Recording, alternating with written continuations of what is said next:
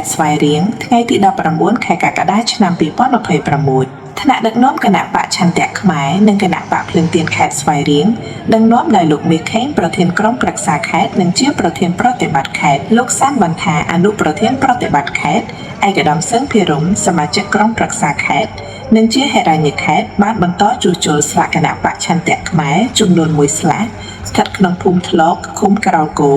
ស្រុកស្វាយជ្រុំខេត្តស្វាយរៀងក្នុងឱកាសនោះផងដែរក៏មានការចូលរួមពីសមាជិកគណៈបកទាំងពីរទូទាំងខេត្តស្វាយរៀងចំនួនប្រមាណ150នាក់បន្ទាប់ពីជួសជុលស្លាករួចរាល់ក៏មានការជួបជុំហូបអាហារសាមគ្គីនិងបើកកិច្ចប្រជុំប្រចាំខែកក្កដាក្នុងគោលបំណងអនុវត្តផែនការរៀបចំបញ្ជីបេក្ខជនចូលឈ្មោះបោះឆ្នោតជ្រើសរើសក្រុមប្រឹក្សាឃុំសង្កាត់ក្នុងឆ្នាំ2027កម្មវិធីជួបជុំនេះត្រូវបានបញ្ចប់នៅម៉ោង 2:30 នាទីរសៀលក្នុងបរិយាកាសសប្បាយរីករាយនិងទទួលខុសត្រូវខ្ពស់ជ័យយោប្រជាជនកម្ពុជាជ័យយោគណៈបកភ្លើងទៀនជ័យយោគណៈបកឆន្ទៈខ្មែរជ័យយោសមាជិកគណៈបកភ្លើងទៀនគណៈបកឆន្ទៈខ្មែរខេត្តស្វាយរៀងដងអាក្រាហាន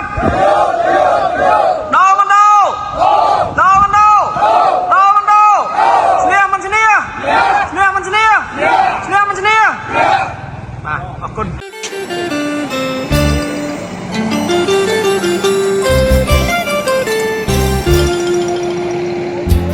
ជនជាតិខ្មែរកើតនៅលើដីខ្មែរត្រូវតែយើងថែជាដោយបានរុងរឿងគេឈ្មោះជាតិបានកំសាន្តលុះត្រាតែយើងជួយថែរក្សា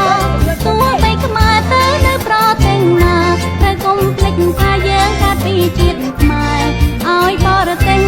វាបងវាយឲ្យខ្មែរនិងខ្មែរបែកសាមគ្គីគ្នាហើយបើគេហ៊ានចំណាយប្រាំងក៏ចាយហោហៀយ៉ាងណាត្រូវកុំភ្លេចជនជាតិតែម្រាក្នុងរឿងថ្លៃថ្លាតាំងពីបរោទេឈ្មោះជាតិនៅគង់បានយូរព្រោះតែយើងទៅរួមគ្នាគ្រប់កាលខំការពីដោយក្លាហានទើបជាតិយើងបានស្គាល់ក្តីរុងរឿ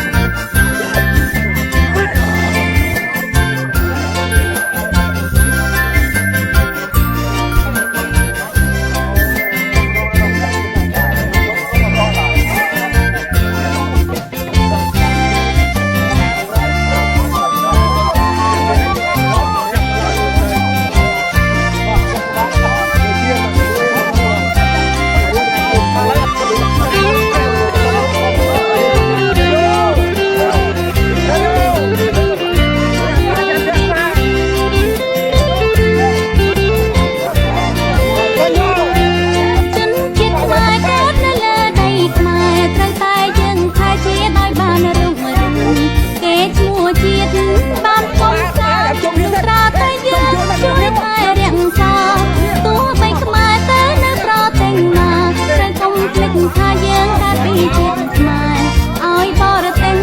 វាបងវាយឲ្យខ្មែរនិងខ្មែរបែកសាមគ្គីគ្នាហើយបើគេហ៊ានចំណាយប្រាំងក៏ចាយហោហៀយ៉ាងណាត្រូវកុំភ្លេចជនជាតិខែមរារុងរឿងថ្លៃថ្លាតាំងពីបរោទេឈ្មោះជាតិនៅក៏គង់បានយូរតែយើងចូលរួមគ្នាគ្រប់កាលកុំការពីដោយក្លាហានទើបជាតិយើងបានស្គាល់ក្តីរុងរឿង